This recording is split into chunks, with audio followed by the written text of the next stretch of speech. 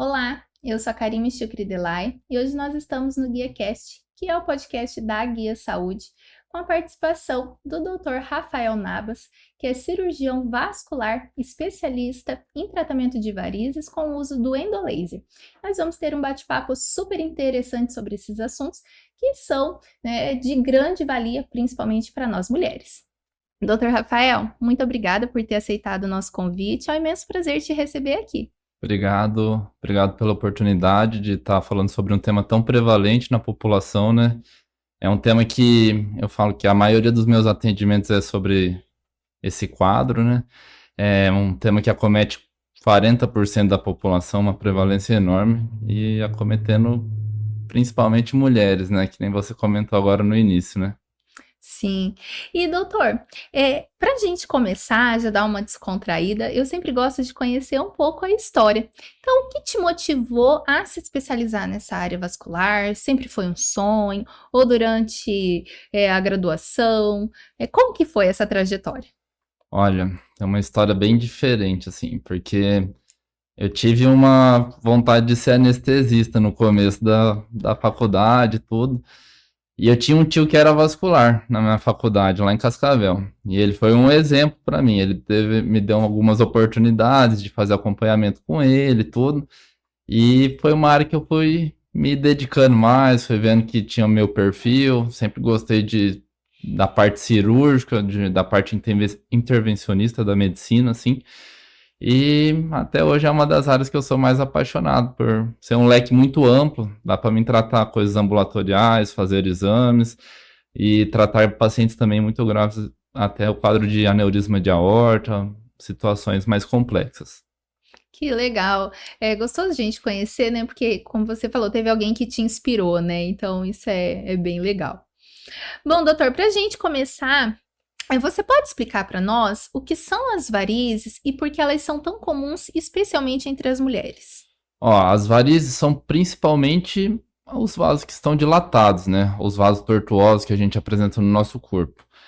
Normalmente, elas vão aparecer quando a gente tem alguma dificuldade do retorno, né? Do retorno venoso, a gente fala. O que acontece? O sangue ele tem que sair da periferia do nosso corpo e retornar para o coração. Então, quando a gente tem alguma dificuldade, algum obstáculo, eles vão ficando dilatados, vão ficando insuficientes, incompetentes, né? E são bem mais prevalentes no cenário feminino devido à participação hormonal. Tem a parte de hormônio, tanto o estrógeno quanto a progesterona, que fazem o enfraquecimento da parede dos vasos. Também tem o fator gestacional da mulher, que aumenta a quantidade de sangue. A gente fala que tem uma hipervolemia, também faz uma sobrecarga dos vasos. E, a princípio, é mais ou menos isso. Excelente. Aí eu já até aproveito para fazer um gancho já na pergunta. Qual a diferença do vasinho para a variz? Ou é um cresce, evolui, ou não? São coisas diferentes. Cada um disso daí é uma evolução da doença, né? Os vasinhos, às vezes a gente chega aos pacientes por causa dos vasinhos, principalmente no consultório, né? Porém, a gente tem que fazer uma avaliação mais adequada, porque às vezes o vasinho é só a ponta do iceberg do problema que a gente vai encontrar lá dentro do membro, né? Então, assim, tudo faz parte de uma rede. É uma comunicação do vasinho com a artéria mais profunda, com o sistema venoso mais profundo ainda. Então, todos são eixos da mesma doença, assim. Então, todos fazem parte de um tratamento, todos devem receber uma avaliação adequada. Então, já fica aí o aviso para nós. Quem está com vasinho é bom, né, já procurar o especialista para avaliar, para evitar, né, que piore, Que né, tem uma digamos. evolução e um desfecho desfavorável, né? Com certeza. E doutor, quais são as principais causas e fatores de risco para o desenvolvimento dessas varizes? Ó, as principais causas, sem dúvida alguma, é o fator de hereditariedade, né? O fator genético é muito importante no fator de varizes e o fator do envelhecimento, né? Eu falo que os dois principais fatores da doença das varizes ou da insuficiência venosa são fatores imutáveis, né? Que tanto é o envelhecimento quanto o fator genético, né? E também temos fatores como sedentarismo, hábito de vida, que esses daí são os fatores que a gente tenta ajustar nos nossos pacientes, adequar de uma maneira melhor, que são os fatores que a gente consegue reverter. Excelente. E, doutor, além da questão estética, quais sintomas podem também indicar que as varizes estão afetando a circulação e exigem um tratamento? Ó, os principais sintomas das varizes sempre vão ser o inchaço no membro, a dor no membro, pode apresentar câimbras, e podem evoluir até para cenários mais com desfechos desfavoráveis. Começa a aparecer lesões na pele, começa a aparecer até mesmo úlceras no membro, assim, em casos mais avançados.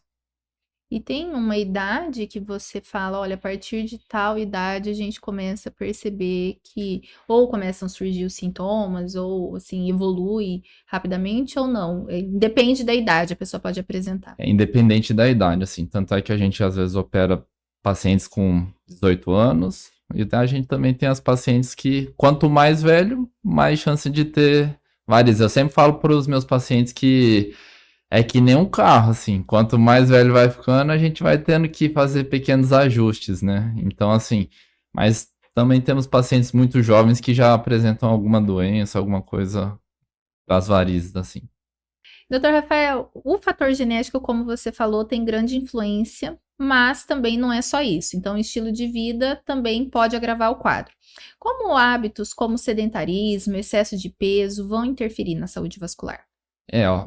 O sedentarismo é um problema não só na saúde vascular, é um problema da saúde global, né? Então, assim, ó, a falta de mobilidade, a falta de movimentação faz com que o nosso sangue não circule, né? Os nossos membros inferiores são a nossa segunda bomba do corpo, né? A gente sempre fala e ouve de maneira leiga, que não deixa de ser uma verdade, que a nossa panturrilha é o nosso segundo coração. Então, assim, a ausência da prática de atividade física faz com que a gente vai tendo mais problemas no sistema venoso. A obesidade também faz uma sobrecarga do circulatório, também podendo agravar o quadro de varizes. Realmente, quando a gente, aqui a gente entrevista realmente bastante pessoas e sempre a gente está vendo em todas as especialidades a questão do sedentarismo, então de estilo de vida afetando a saúde em diversas áreas do paciente, né, doutor? E muitas pessoas postergam essa ida ao cirurgião vascular. Quais sinais de alerta que indicam que é hora de buscar uma avaliação? A gente sempre fala assim, a avaliação do vascular tem que ser sempre o mais precoce possível, né? Porque prevenir é melhor do que remediar. Então, o que que acontece? Às vezes o paciente chega e fala assim, doutor, tem uma dorzinha na perna, minha perna tá ficando cansada no final do dia, e o paciente vai levando, vai levando, vai levando. Quando você nota que esses sintomas estão se agravando, estão piorando, aí eu acho que a gente tem que ter uma avaliação global do paciente, passar por um exame físico, por um exame clínico geral e até um exame de imagem complementar. Bom gancho. Em relação aos exames, né? Como que é feito o diagnóstico das varizes? Quais exames costumam ser pedidos? O diagnóstico de varizes é um diagnóstico que a gente faz de maneira clínica, né? A gente vai fazer um exame físico do paciente, a gente vai conversar, vai entender qual que é o tipo de queixa que ele está tendo, qual que é a dor que ele está tendo. Porém, é que nem futebol sem bola, não existe o vascular sem o nosso ecodoppler, né? Ele é o nosso exame fundamental, ele é o que vai falar para que caminho está indo o vaso, para qual é a direção do vaso, se ele está indo para um caminho certo, se ele está retornando de uma maneira certa. A gente consegue fazer uma avaliação anatômica global e a gente consegue fazer isso daí também para fazer um procedimento mais adequado para o nosso paciente, né? Porque todo tratamento no quadro de varizes é um tratamento individualizado, né? Não dá para colocar isso como um tratamento igualitário para todos. Você falou sobre o ecodoppler. Eu acho interessante a gente aprofundar um pouquinho mais sobre isso, porque tem pessoas assim como eu que não sabe o que que é esse ecodoppler, como que é feito? Você mesmo faz no consultório? É um exame que o paciente tem que tomar alguma medicação? Como que funciona esse ecodoppler, já que ele é tão assim, é o preciso para o diagnóstico? Ele é um exame pouco invasivo, né? É como se eu colocasse um aparelho sobre a pele e fosse emitir ondas ali. Essas ondas vão identificar a imagem e a gente vai conseguir fazer com o modo Doppler, a gente consegue avaliar o fluxo do sangue. Então a gente consegue ver a velocidade do sangue, o sentido do sangue, ver se ele está indo no sentido para o coração, no sentido para a perna, a gente consegue avaliar situações de trombose, se a gente tem alguma oclusão daquele vaso, alguma dilatação daquele vaso, e é um exame que não tem que tomar nenhum medicamento, não é doloroso, é um exame simples que a gente consegue fazer no consultório de uma maneira bem adequada. Nossa, é excelente. Você falou até em relação à trombose, né? Então, assim, pode, também é um exame importante para Com quem certeza. tem histórico, né? Poder estar fazendo. Com certeza. E é um exame que é ótimo, porque a gente consegue avaliar tanto o quadro das varizes, quanto a gente consegue fazer uma avaliação do quadro arterial também, que é uma outra comorbidade que é do nosso mundo vascular, né? Excelente. E doutor, o diagnóstico precoce, ele ajuda a evitar complicações como trombose, né? Que a gente inclusive está falando, e úlceras venosas. Como que funciona isso? Ó, a gente tem uma evolução do quadro da insuficiência venosa, né? O que que acontece, assim? A gente sempre fala assim, tudo começa com aquele vasinho que é o que mais incomoda todo mundo. Aquele vasinho que eu falo que é o arranhado do gato na perna da mulher, né? Esse vasinho, com o decorrer do tempo, ele vai se tornando com veias mais calibrosas, que são as varizes propriamente ditas, né? E depois ele vai evoluir para o inchaço, as lesões na pele e até o quadro das úlceras. Então, quanto mais rápido for a nossa abordagem, a nosso diagnóstico e a nossa intervenção do paciente, a gente impede com que essa evolução ocorra e tenha desfechos desfavoráveis. Então, se a gente conseguir pegar o paciente que está na fase do, doutor, minha perna só está inchando e não teve nenhuma lesão na pele, a gente vai ter um desfecho muito favorável para esse quadro geral. E doutor, você falou um pouco, né, sobre a questão de trombose. Como que essa variz pode evoluir para uma trombose e como fazer esse diagnóstico precoce para prevenir a trombose, né, que é um problema grave, né, doutor? Então, quando a gente tem uma veia que a gente fala que é uma veia doente, uma veia varicosa, aquele fluxo do sangue não está adequado, né? É como se os carros estivessem batendo um no outro ali. É que nem eu falo para os meus pacientes no consultório. É como se tivesse que subir 10 ml de sangue, sobe 8, fica 2. E depois esse 2 se acumula com os outros 10. E a gente vai tendo toda essa dilatação. Essa estase do sangue, esse sangue que fica acumulado, ele é um fator de grande risco para trombose, tá? Tirando os quadros que a gente pode ter de complicações por essas dilatações venosas, de varicorragias, como a gente havia mencionado antes, que são os sangramentos, que isso daí leva muito pacientes para os pronto-socorros e tudo, ou o paciente não sente nada e acorda com a cama toda ensanguentada, que também se torna uma situação muito alarmante ali.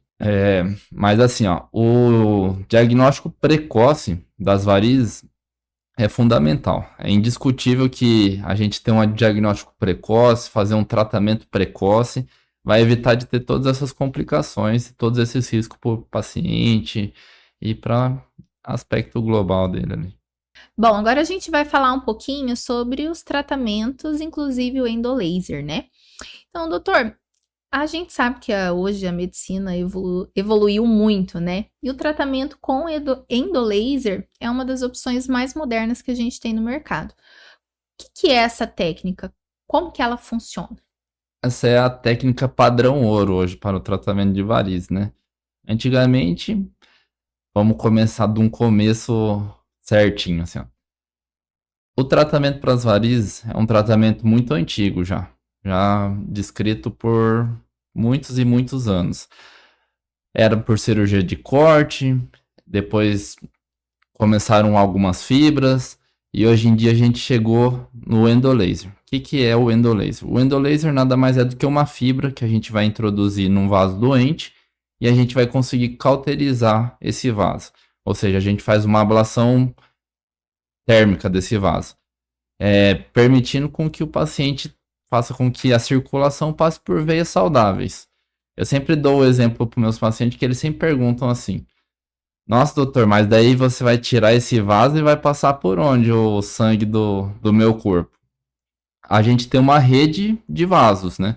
Então, assim, quando a gente tem um vaso doente, aquele vaso sobrecarrega todo o sistema. E quando a gente consegue retirar esse vaso doente e passar o sangue somente pelo vaso saudável, a gente tem todo o alívio do quadro do paciente, o alívio dos sintomas e uma regularização do sistema circulatório. E o endolaser, ele tem indicação específica ou não? Ó, o endolaser, ele é o nosso super trunfo ali. Ele resolve praticamente quase todas as situações. Tanto varizes de médio calibre, varizes de grande calibre, que antigamente só poderiam ser realizados através de cirurgia por corte. Então, assim, ele é o tratamento padrão ouro, sem sombra de dúvida, assim. Então, digamos assim, que qualquer pessoa poderia fazer. Mas na ausência dele, tem outras técnicas que podem ser utilizadas ou não? Com certeza, a gente tem a cirurgia por corte, né, que chamam a safenectomia ou as flebectomias, que a gente vai fazendo pequenos cortes na pele e vai tirando esses vasinhos doentes. A gente também tem a situação de fazer o tratamento com espuma, que também é um ótimo tratamento, porém ele tem que ser bem indicado e tem o paciente certo para realizar.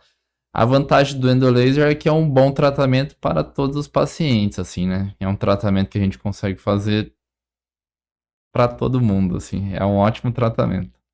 E doutor Rafael, você mencionou sobre o endolaser, inclusive você até trouxe para gente uma fibra. Eu gostaria que você mostrasse para o nosso público e explicasse um pouco como que funciona na prática esse tratamento. Ó, a fibra do endolaser é uma fibra simples, assim, ela vai acoplada a um dispositivo que é um gerador de energia. Esse gerador de energia a gente vai acoplar e a gente faz com que essa fibra seja introduzida dentro do vaso.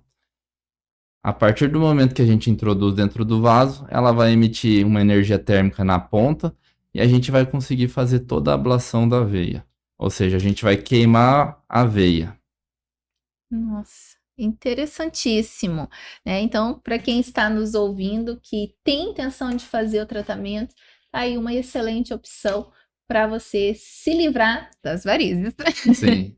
Doutor Rafael, ainda falando sobre o endolaser, gostaria que você explanasse um pouco para nós quais são as principais vantagens do endolaser quando a gente relaciona a outras cirurgias que são consideradas tradicionais de varizes. Ó, a principal vantagem, assim, além do fator estético que é principal ali, a gente faz uma cirurgia sem deixar cicatrizes, a gente faz apenas punções nas veias doentes, a gente tem uma rápida recuperação do paciente, ou seja, a gente tem um paciente que tem um retorno às suas atividades laborais de maneira precoce, a gente tem menos hematoma, ou seja, a gente tem menos aquela perna roxa. E nos meus pacientes eu sempre falo assim: no outro dia eu quero você tendo uma vida normal. Claro que a gente sempre passa por um procedimento, é um procedimento cirúrgico, mas eu quero que o paciente tenha em mente que ele passou por um excelente tratamento e que no outro dia ele já pode caminhar, fazer as suas atividades diárias, que é diferente dos outros procedimentos que a gente fala assim: ó, fica um pouco restrito, caminha, mas se doer, você para. O endolaser a gente já faz um estímulo maior para o paciente retornar à sua atividade habitual. Exatamente por ser menos invasivo, né, Por ser doutor? menos invasivo, com certeza. A gente consegue fazer grandes cirurgias com poucas punções, né?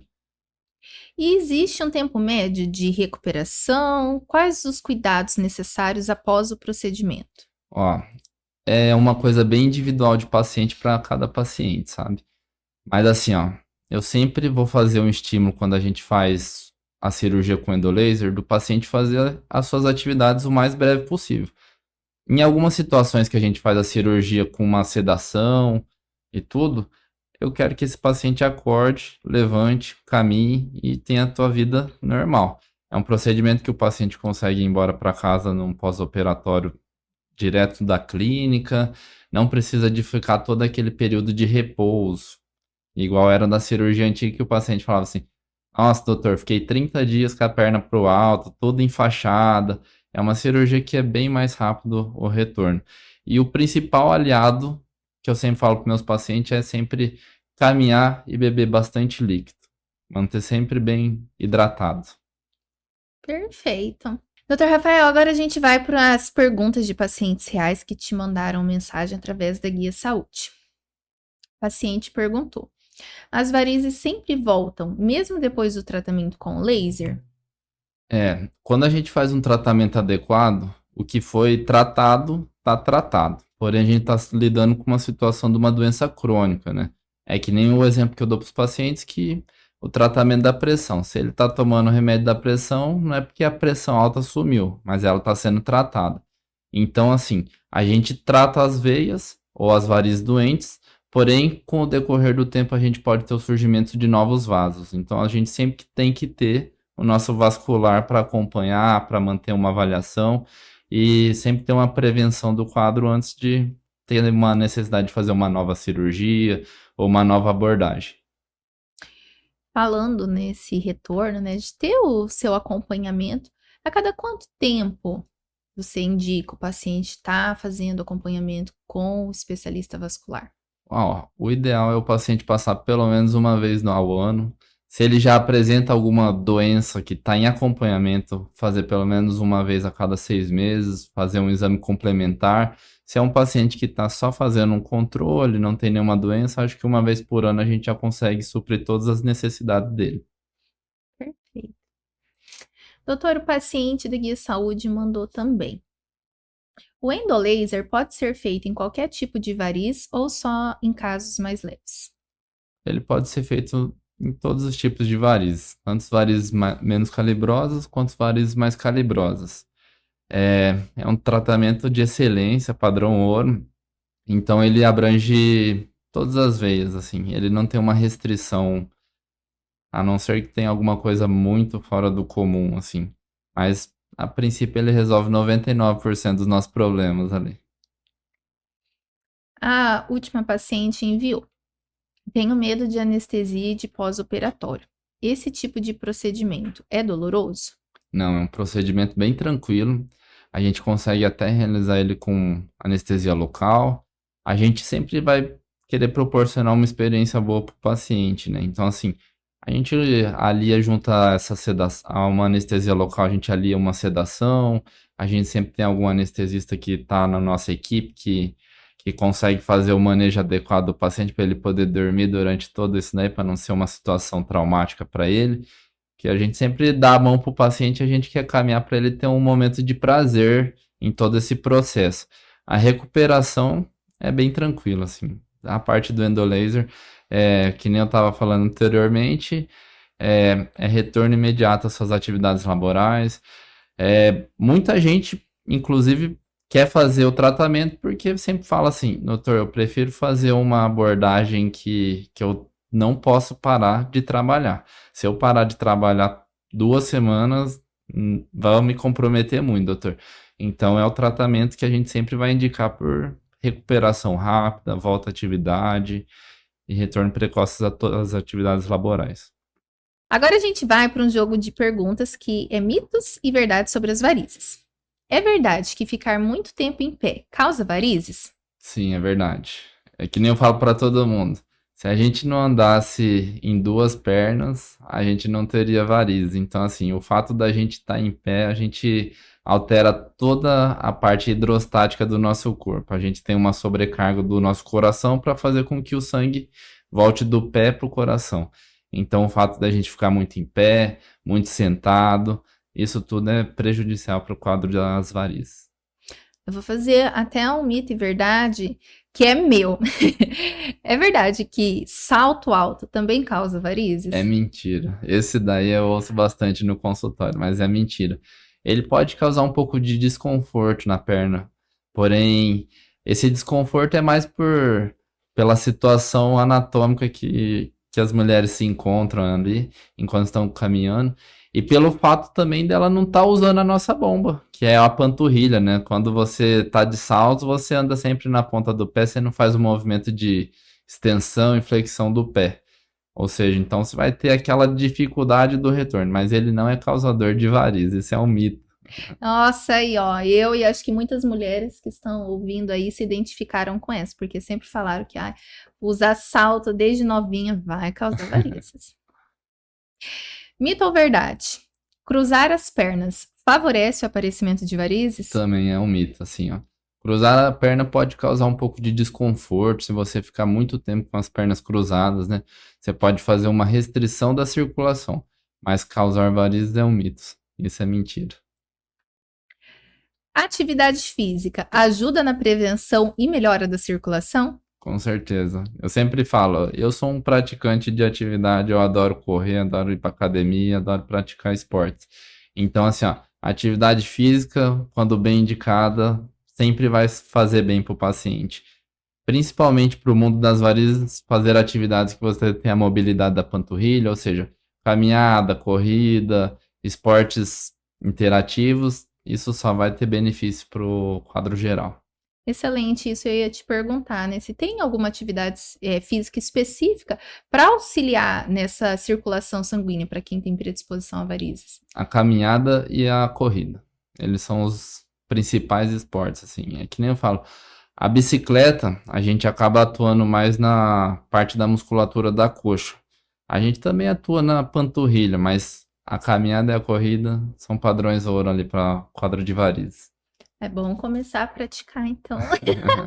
E doutor, como que você faz para definir o tratamento para cada paciente? Você mencionou um pouco do endolaser, opções como espuma, mas como que faz essa identificação e escolha do tratamento ideal para cada paciente? Cada paciente que chega para nós é uma tela em branco, né? Então, assim, cada paciente a gente tem que ter um olhar diferente, a gente tem que ter um olhar individualizado e a gente sempre buscar o melhor para o nosso paciente, né? O melhor desfecho para resolver o problema dele da forma como ele quer. Ou seja, a parte do endolaser é um procedimento que acaba tendo um custo geral. A gente tem uma fibra, tem um gerador, tem todo um instrumental que exige um custo a mais. A parte da espuma já é mais para um paciente que é individualizado, assim. A gente consegue resolver grande parcela, só que assim, é um paciente que não vai arcar com todo esse custo, é um paciente que já tem uma idade mais avançada, ele tem um risco maior da gente fazer uma pigmentação na pele. Então eu sempre falo assim, a gente nunca vai pegar uma mulher jovem e vai querer fazer uma mancha na perna dela, né? A gente sempre vai buscar outras alternativas para fazer o melhor tratamento para ela. Em contrapartida, a gente tem um paciente vozinho que já tem um apelo estético não tão grande igual o da menina jovem, e a gente vai fazer um ótimo tratamento para os dois, só que de maneiras e formas distintas, né? Então, assim, o tratamento de maneira geral é bem individualizado e a gente sempre vai buscar o que o paciente quer com o melhor que a gente pode oferecer para ele. E o que seria exatamente essa espuma? O que é esse tratamento? Essa espuma é como se a gente... O endolaser, a gente faz um método térmico para fazer a lesão da veia, certo? E a espuma, a gente vai fazer um método químico. Como que a gente faz isso daí? A gente vai fazer uma punção na veia e a gente vai injetar um produto ali. A injeção desse produto vai fazer uma lesão no endotélio do vaso. Então, com o decorrer do tempo, esse vaso ele tende a fazer um espasmo e ele tende a ficar colabado. E a gente vai fazer com que não passe mais sangue por ali, fazendo da mesma forma, passar sangue somente pelo circuito que vai estar saudável. E, doutor, além da espuma, você também mencionou que ainda tem a possibilidade da cirurgia vascular convencional, que é a mais antiga e que também tem as suas vantagens. Como que ela é feita? É feita no centro cirúrgico, né? Qual que é a finalidade dela? A cirurgia convencional, eu falo para os meus pacientes sempre assim, ela é uma cirurgia ótima. Ela é tão boa, foi a primeira cirurgia e até hoje a gente faz essa cirurgia. Então, ela é uma cirurgia que tem alta resolução do quadro, porém, a gente tem o aspecto de faz um corte, normalmente a gente faz um corte na virilha para pegar a safena e a gente faz um corte até onde a safena está doente. Às vezes a gente faz um corte na região do tornozelo, às vezes a gente faz um cortezinho na região do joelho. Então a gente vai pôr um ferrinho por dentro da veia, amarra essa veia nesse ferrinho e a gente puxa essa veia, a gente praticamente arranca. Então, assim, a desvantagem dela é um método mais traumático. Então, ela pode ter mais sangramento, hematoma, uma recuperação mais complexa. Mas até hoje eu sempre falo assim, é o que dá para fazer, o fazendo bem para o paciente é a nossa melhor opção sempre, né? Com certeza, excelente explicação, doutor. E eu acho só para a gente finalizar um pouquinho, você pode falar um pouquinho como que é o pós-cirúrgico, tanto da espuma quanto da cirurgia tradicional? Porque do endolaser você já mencionou que volta às atividades normais no dia seguinte. Uhum. A da espuma tem um período de repouso e a cirurgia tradicional tem um período de repouso ou como que funciona? Ó, a cirurgia com a espuma, ela também tem uma vantagem nessa relação do repouso que a gente não precisa de fazer nada de anestesia, o paciente faz no consultório, no ambulatório, isso aí a gente já consegue ofertar também pelo SUS, é uma cirurgia que a gente consegue resolver grande parcela e em grande quantidade. Então, assim, ó, o paciente, a minha orientação só é sempre assim, no dia que a gente faz o procedimento com a espuma, o paciente faz um repouso, mas não é um repouso de tô doente, doutor, não posso me mexer. Mas você não vai fazer nada de atividade física intensa e tudo. E no outro dia, vida normal. A única coisa de todos os tratamentos com a espuma que é obrigatoriedade comigo é o paciente ter o uso da meia elástica, que é o nosso aliado nesse tratamento, tá? E a cirurgia convencional, ela já é uma cirurgia que também a gente individualiza a recuperação do paciente.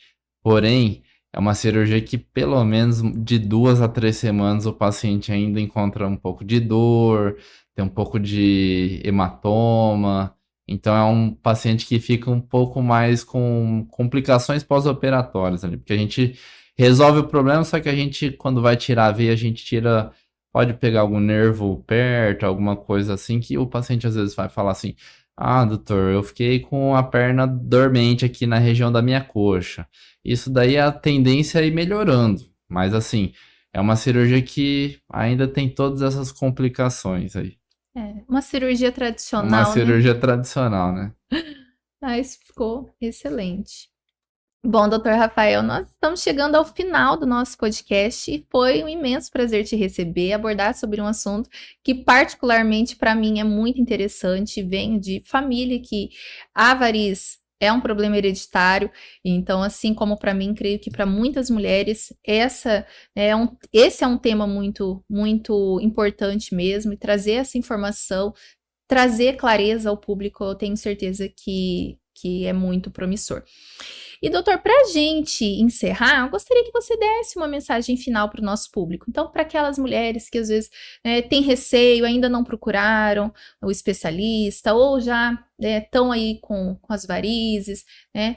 Qual mensagem você gostaria de deixar para o público que está nos ouvindo? Ó, eu acho que assim, hoje em dia a gente já conta com tratamentos minimamente invasivos, tratamentos que não vão te tirar da zona de conforto, que não vão te impedir de trabalhar precocemente e pouco doloroso. Então, assim, aquele mito de vou operar varizes e vou ficar sem trabalhar, vou ficar com dor, acabou.